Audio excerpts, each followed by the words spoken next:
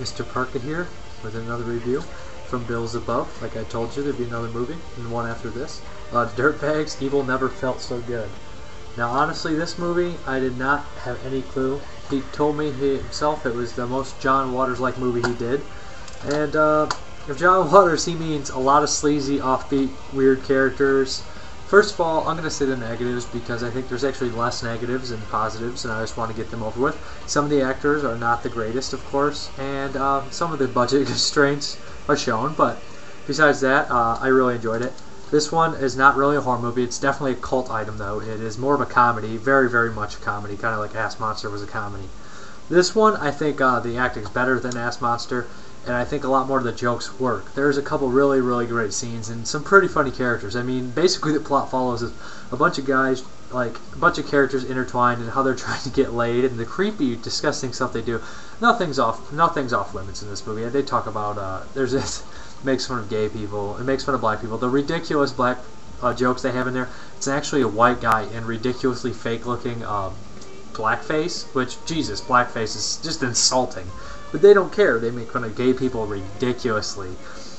Sexual harassment, roofies, rape, a lot of male rape, basic female rape. Yeah, female rape takes place. A lot of rape.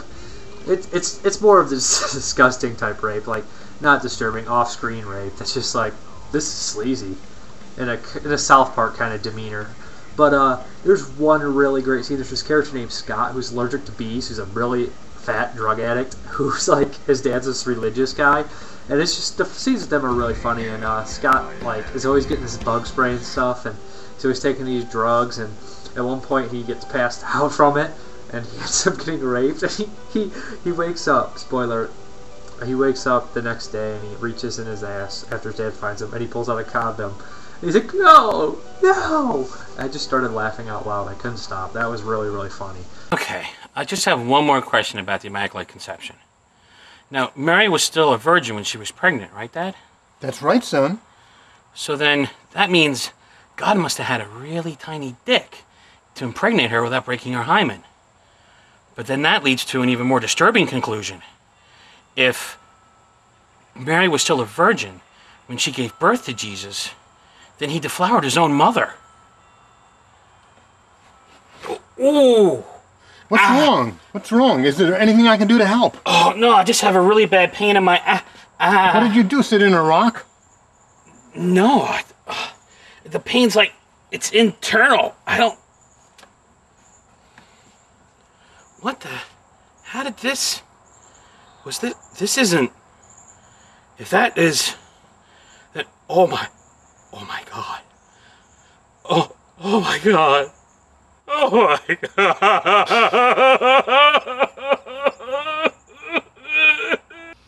And there's another really great scene where Bill Zebub, he's going back to college, and he has a persuasive argument, and his argument is, this is great, Santa Claus doesn't exist. And he goes on, and he's really funny. He's got these hand movements, and that really reminds me of a friend I had named Vigo, who is really charismatic, but strange at the same time. Except Vigo is creepy. Anyways. Friends, countrymen, classmates. Today we're brought together to argue and give persuasive speeches about things. Well, I've chosen as my topic something that I know a lot of you have deep feelings about, and that is Santa Claus.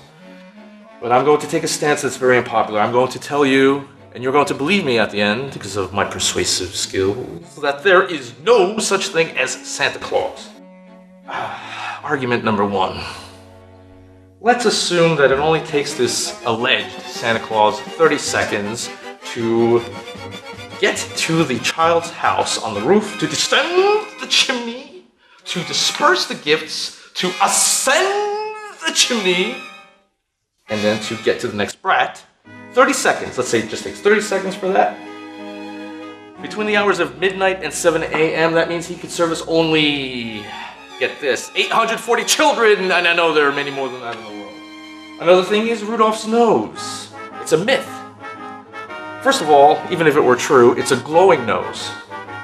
And the light that comes from a glowing object cannot penetrate fog. But even if it did, pilots don't navigate by what they see on the ground. They navigate but the stars. But let's just say that Rudolph's nose can penetrate fog. Fog is on the ground, it's not in the sky. Why would he need to penetrate the fog? Maybe he should penetrate that thick fat that's in the head. Fat head. Sorry about that. This movie actually has some pretty good jokes. Like I said, if you're offended easily, I mean, this movie has a lot of gay jokes. And even in the beginning it says, not for gay pussies. You know what? Because, I mean, people... I love to be offended. I love when they offend everything. Like, even if they point blank try to offend me, I like that. That's just the way I am. This movie tries to pretty much offend everyone. This is packed with nudity. And, is there a Bill Zebub movie without naked women on a crucifix? If there is, I want to see it. I'm just kidding. But anyways, yeah, a lot of that. Kind of sidewater plot. A lot of regulars from his other movies I saw. Both the guys from Ravager, Scream Queen. The guy from Breaking Her Will. He plays a gay guy. And the end scene with the two gay characters actually meeting. There's a surprise in there, which is just ridiculous. Everyone gets their comeuppance at the end. They're all sleazebags, and they pretty much get what they deserve. A lot of fun, a lot of funny stuff. Kind of clever how it's intertwined. Yeah, I'd say that. But there's a couple of really great funny scenes. I mean, some of the computer-generated effects are awful. I mean, but it doesn't matter in the comedy. They're not here for the effects, I would not say, really. It's more of just what happens and the ungodly dirtiness of it all and the unapologetic humor. There we go.